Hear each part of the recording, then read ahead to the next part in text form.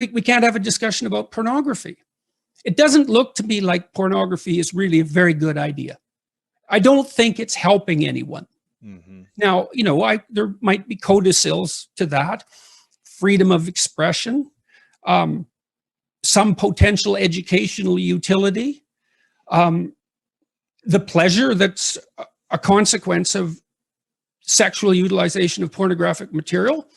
But I would still say, seeing all that it's not a net social good. It doesn't do the people who produce it or who consume it any good. And I don't believe that anyone feels like a better human being after utilizing pornography for sexual gratification.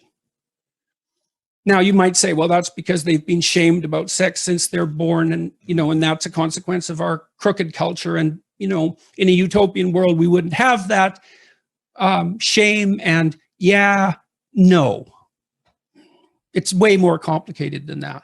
Mm-hmm. And I read something in one of the YouTube comments in my video the other day. I was talking to Abigail Schreier about the apparent fact that today's teenagers are having much less sex. One person commented that there's the shame that men feel when sex is a spectator sport rather than a participatory act. And then you think, well, you know, the mere fact that you're watching two other people, one of whom isn't you, having sex instead of having sex, really implies something either about it implies something about your desirability. It's pretty hard to shake that, isn't it? Or your courage.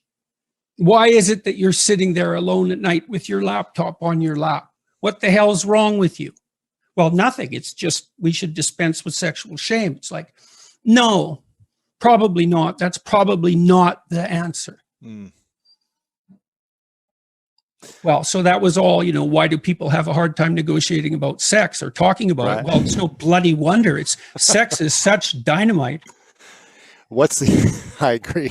This could be a 4-hour conversation on that. I'm curious. Yeah, well, that would be a good conversation. We need to have about a 50-hour conversation about that.